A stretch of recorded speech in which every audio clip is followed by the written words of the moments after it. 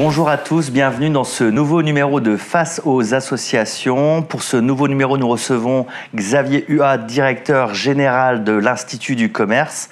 Bonjour Xavier. Bonjour Geoffroy. En quelques mots, est-ce que vous pouvez nous présenter ce qu'est l'Institut du commerce ? Bien sûr, l'Institut du commerce est une association qui regroupe les fabricants, les distributeurs de produits de grande consommation, alimentaires et non alimentaires, ainsi que les prestataires de services qui travaillent avec tous ces acteurs. Et l'Institut du commerce existe de manière formelle sous ce nom-là depuis janvier 2017, donc c'est relativement récent. Mais en fait, c'est le regroupement de 3 associations qui existaient depuis plusieurs dizaines d'années. L'IFM, Institut français du merchandising, l'IFLS, Institut français du libre-service, et ECR, Efficient Consumer Response. D'accord. Donc un rassemblement sous une même bannière de trois organisations. Exactement. Aujourd'hui, quelles sont les priorités justement de l'Institut du commerce ? Alors, sans parler de la situation actuelle de crise sanitaire sociale, mais les priorités sont les mêmes finalement depuis la création de l'Institut du commerce et même un peu avant. C'est en fait le fondement est de faire travailler ensemble les fabricants et les distributeurs pour mieux répondre aux attentes des consommateurs. Donc là, en fait, les priorités actuelles changent peut-être un peu vite, changent de plus en plus vite, tout simplement parce que les modes de consommation changent. Ce que les clients attendent, enfin vous et moi en tant que consommateurs, ce qu'on peut attendre en termes de produits, en termes de services, en termes de proximité, évolue très vite avec l'avènement du e-commerce, avec l'avènement de différents services. Et là, notre rôle est vraiment en fait de permettre à nos adhérents, à nos entreprises adhérentes, de répondre de la manière la plus efficace possible, aussi bien sur le back-office que sur le front-office, à ces demandes des consommateurs. D'accord, donc le point de départ, c'est le consommateur. Bien sûr, c'est vraiment ça. Et actuellement, de façon très concrète, quels sont vos projets aujourd'hui ? Alors aujourd'hui, en fait, on a des projets qui sont très variés en termes de spectre fonctionnel. Je vais citer en fait les projets qu'on est vraiment en train de mener en ce moment. Un qui est né pendant le confinement du mois de mars, qui est sur comment tendre vers des promotions plus responsables. Alors responsable en termes environnemental, en termes sociétal, etc. RSE, principalement.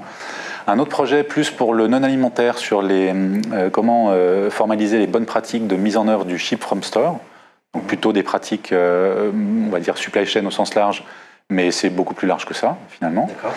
Et puis un autre projet également sur le non-alimentaire, sur la mise en œuvre de l'indice de réparabilité, donc pour lutter contre l'obsolescence des produits électroniques, téléphones, lave-linge et autres, et tondeuses à gazon d'ailleurs, au 1er janvier 2021. Obligation en fait d'afficher cet indice de réparabilité. Du coup, comment les fabricants et les distributeurs vont pouvoir faire tout ça pour que le consommateur s'y retrouve et comprenne ce que c'est.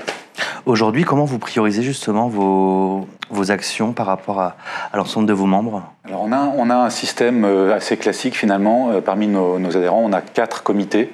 Un comité supply chain, un comité RSE, un comité qu'on appelle retail, donc qui est plutôt sur les aspects commerce, marketing, et un comité dédié pour les spécialistes du non-alimentaire. Et c'est dans ces comités, finalement, c'est 8-10 représentants de nos sociétés adhérentes qu'on réunit de manière régulière, et les sujets, en fait, remontent par ce biais-là. Et surtout, on les valide, et on formalise, finalement, une feuille de route annuelle. Alors en ce moment, elle évolue aussi assez vite, mais tous les sujets, en fait, remontent via cette gouvernance opérationnelle, on va dire, de l'association. D'accord. Aujourd'hui, le contexte est quand même très particulier. On vit une année 2020 difficile pour beaucoup de secteurs. Comment vous accompagnez concrètement les entreprises aujourd'hui, les commerces ? Est-ce que vous accompagnez les petits commerces ? Je pense par exemple à Monsieur Dupont qui tient une boucherie ou à Monsieur Dupont qui tient une petite échoppe non alimentaire. Est-ce que vous vous adressez aussi à ce type de commerce ? Pas directement. C'est-à-dire qu'en fait, le principe de l'association, c'est qu'il y a des sociétés qui sont adhérentes, donc qui payent une cotisation annuelle, et ces sociétés ont effectivement droit peuvent participer à toutes les activités. Par contre, pour les sociétés commerçants ou industriels plus petits, qui ne connaissent pas encore l'Institut du commerce ou qui n'ont pas forcément accès en fait à ça d'un point de vue financier potentiellement, bien que la cotisation soit pas chère. Mais pour ça, en fait, on a le principe est que les activités sont réservées pour les adhérents. La réalité est que, en particulier en ce moment, il y a un certain nombre de nos activités qu'on ouvre aux non-adhérents. Donc on peut avoir également des petits commerçants ou des représentants de ces petits commerçants plutôt qui viennent en fait participer à nos activités. D'accord. Quelle est votre vision aujourd'hui, alors qui est certes mouvante, mais du commerce pour l'avenir ? Le commerce en 2025, ce sera quoi selon vous ? Alors on a travaillé sur une vision 2025 il y a déjà 1 an et demi ou 2 qu'on va devoir retravailler bien évidemment. Mais cette vision 2025, on a trouvé une sorte de claim marketing qui en fait accompagnait nos adhérents pour la transition vers un commerce fluide, honnête et responsable. Alors c'est peut-être des mots qui sont, enfin pour moi ce ne sont pas des mots qui sont vides de sens, au contraire. Fluide, c'est très clairement en fait comment assurer une fluidité des informations, des produits pour que le consommateur trouve le produit et le service en fait qu'il souhaite acheter à tout moment. Honnête et responsable. Alors responsable, je vais commencer par ça. Responsabilité sociale, environnementale, ça paraît assez clair, mais il y a des déclinaisons très très fortes en fait là-dessus. Et honnête, en fait, c'est toute la notion de transparence et de confiance vis-à-vis du consommateur et que les consommateurs retrouvent une confiance en fait envers ces acteurs industriels et distributeurs. Et la transparence, comme vous l'imaginez bien, c'est dire honnêtement ce qu'un industriel ou un fabricant ou un distributeur est capable de faire, de ne pas faire, le chemin que lui prend pour justement aller vers un commerce plus responsable, vers des produits locaux potentiellement, mais pas que, etc., etc. Donc cette notion de transparence et confiance est très importante pour nous en fait. D'accord. Je crois me souvenir que vous avez 220 environ entreprises membres.